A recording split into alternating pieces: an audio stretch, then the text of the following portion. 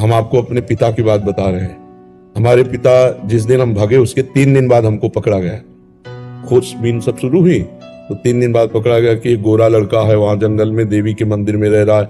तो पहले बड़े भाई आए तो उनको तो कठोर शब्दों से कह के, बहुत विवेक प्रवीण था, बचपन में भी बहुत विवेक प्रवीण था, मतलब प्रवीण ना होता तो संसार की यात्रा काटते हुए भगवान से कैसे लाते। तो जब पिताजी आए तब हम मिल गए, क्योंकि वो एक कठोर स्वभाव के और बहुत धर्मात्मा पुरुष थे।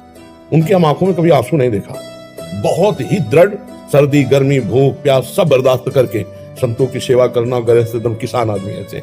तो जब वो आए तो हमारे मन में आया कि मारेंगे अगर हम आंख खुलेंगे, बात करेंगे तो उत्तर हमारा मानेंगे नहीं है, और इनकी हम अवहेलना कर नहीं सकते। तो आंख मूंद के बैठ गए। जो ही देखा पिताजी आ रहे तो आंख मूंद के बैठ। वो नजदीक आए अपने स्वभावश, उठ खड़ा हो, नहीं खड़े, खड़ा हो, नहीं खड़े। तीसरी बार का आप खड़ा हो जा तो हमें लगा डंडा पड़ेगा, चौथी बार तो खड़े हो गए, बच्चे ही थे, खड़े हो गए। तो चाचा जी वगैरह उनको बड़े भैया कहते थे, तो हम भी पिताजी नहीं कहते थे, हम भी बड़े भैया कहते थे। तो उनका बड़े भैया आपसे एक प्रार्थना करें।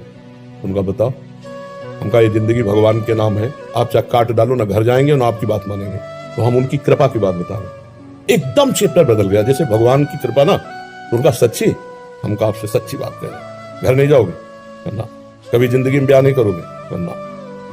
वो खड़े हो जाओ, खड़े हो जाओ, ऐसे छाती से लगाओ, कहा राम राम राम, 3 बार ऐसे छाती से राम राम राम ऐसे कहा। कहा जाओ, अगर ऊसर में भी बैठोगे तो फूलों की वर्षा हो। जाओ, जिंदगी में कभी तुम्हारा कोई बाल बांका नहीं कर सकता। पर एक बात ध्यान रखना, अगर आप बाबाजी बनते हो तो हमारा आशीर्वाद, ऊसर में भी बैठोगे तो फूल बरसेंगे, और जिंदगी में कोई बाल बांका तुम्हारा नहीं कर सकता। और अगर कहीं किसी की बहन बेटी देखी तो फिर तो हमका जिंदगी में आप इस बात को कभी नहीं सुनोगे। तो वो तो पधार गए, कई वर्ष हो गए उनको पधारे हुए, पर उनका आशीर्वाद, माता पिता का आशीर्वाद भगवान का आशीर्वाद होता है।